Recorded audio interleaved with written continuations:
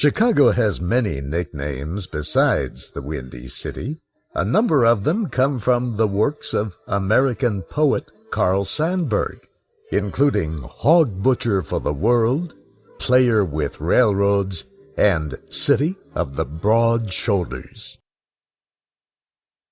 We're aboard a Chicago Transit Authority elevated train heading for Chicago's downtown center, known as the Loop.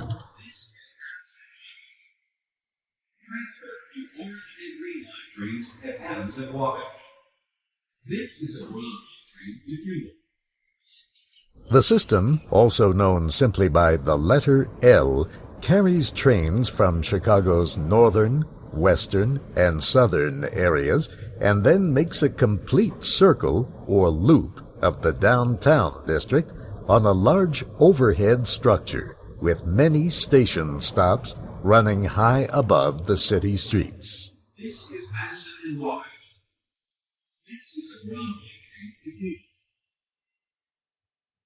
There are also 2 subway lines running under the loop, which serve additional routes of the city's extensive rapid transit rail network. The L's elevated railway loop is bordered by Wabash Avenue on the east, Lake Street and the Chicago River on the north, Wells Street on the west, and Adams Street on the south. Each station along the L provides easy connections to shopping, hotels, restaurants and food stands, entertainment, music and cultural centers, and city and state government offices. The Loop is also the location of the city's financial district, centered around LaSalle Street. The financial district is home to the Chicago Board of Trade, the Chicago Stock Exchange, and many banks. In the Loop, you will also find the Willis Tower. It's the tallest building in Chicago, with its skydeck observation level providing visitors with exciting views of the city.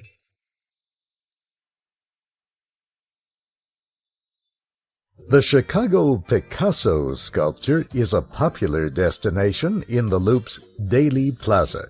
It was a gift from the Spanish artist Pablo Picasso to the people of Chicago. It's an eye-catcher, and children love to climb on it, but no one seems to know what the sculpture represents. Chicago newspaper columnist Mike Royko covered the unveiling of the sculpture in 1967. He wrote, "Interesting design, I'm sure, but the fact is, it has a long, stupid face and looks like some giant insect that is about to eat a smaller, weaker insect." Well, as we say, beauty is in the eye of the beholder. The Loop District actually extends east to the wide boulevard of Michigan Avenue with its large stretches of green parkland along the shore of Lake Michigan. It also extends southward by several blocks to Roosevelt Road and westward to the Chicago River. The people of Chicago are known for high spirits and a sense of fun and civic pride. For example, the Chicago River is usually colored bright green to celebrate St. Patrick's Day. On that day, people say everyone in the city is Irish.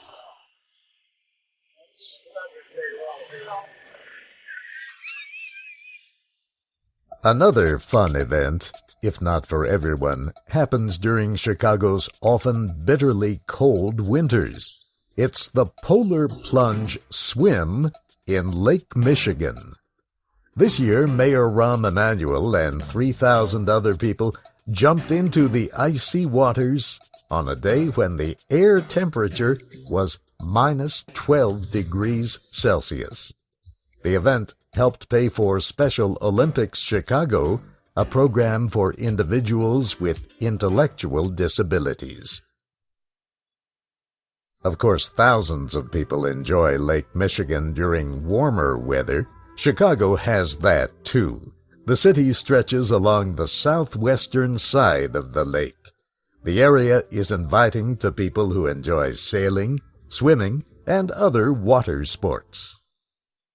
People exercise along lakefront bicycle paths, or they may stretch out on blankets along the wide Oak Street beach in the Gold Coast neighborhood on Chicago's near north side. There are famous Chicago landmarks nearby, like the stately Drake Hotel. Towering above the beach is another one of Chicago's modern tall buildings, the John Hancock Center, which also has an observation floor. While not as tall as the Willis Tower, Big John, as Chicagoans like to call the Hancock Building, offers dramatic views of the shoreline of Lake Michigan, as well as the downtown panorama of Chicago's many tall buildings that make up its distinctive skyline. The view is especially breathtaking at night. Lake Michigan is far more than a place to spend one's free time or look out over from Big John's observation deck. Chicago is a major industrial and commercial port. It became a major port when the St. Lawrence Seaway opened in 1959. The Seaway links the Great Lakes to the Atlantic Ocean, connecting many ports in both the U.S. and Canada. In addition to its natural beauty, Lake Michigan can bring not only heavy snows and sub-freezing temperatures in winter, but a brutal wind as well. Over the years, Chicago has built the Pedway, an extensive network of underground pedestrian tunnels in the Loop that provide a more comfortable way to move about downtown when the weather is unfriendly.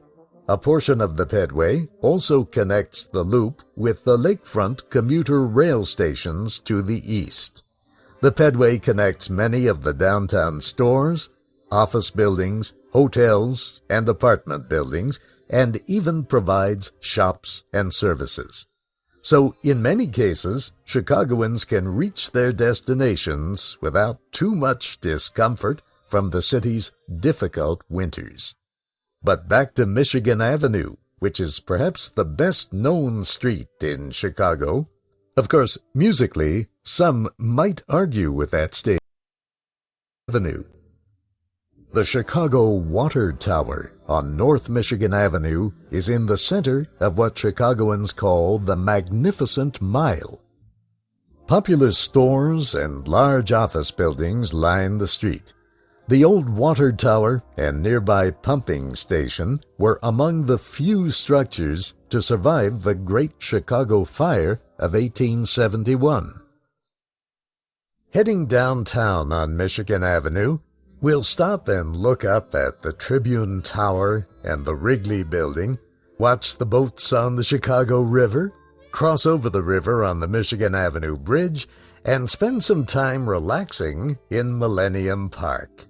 The huge park covers 10 hectares between Michigan and Columbus Drive to the east, and between East Randolph Street on the north and East Monroe on the south. The park took almost 9 years to finish and cost hundreds of millions of dollars. Millennium Park has one of the largest outdoor sculptures in the world.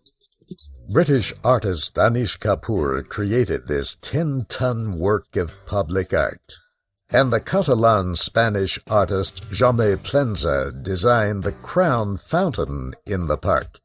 It may be one of the world's most unusual fountains. The artist set a pool of water between 2 tall glass towers. Video images appear on the towers. The images are a series of pictures of objects in nature and people's faces. The water appears to fall from their mouths. The faces represent the many different groups of people who live in Chicago. The Chicago Cultural Center stands on East Randolph Street at Michigan Avenue. The building that now houses the center was completed in 1897. Many people probably could spend all day there and not get tired of it. People say the restored building looks like a home for kings and queens. Some call it the People's Palace. There are white walls made of marble from Carrara, Italy, and there are 2 domes. The bigger dome is one of the largest Tiffany designs in the world. It rises almost 12 meters above the floor. Artists and musicians present free talks and perform at the Cultural Center. Chicago is famous for its music, from rock, blues, and jazz to classical. The Chicago Symphony is considered one of the world's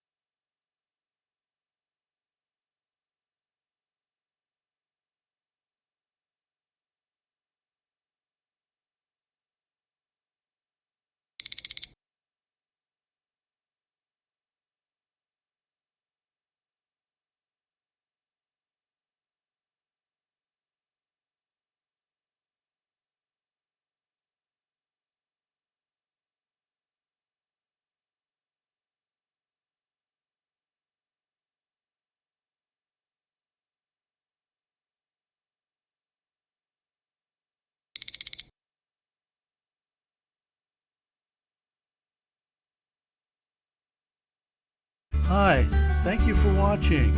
I hope the videos are useful for you. Please subscribe to my channel using the button below.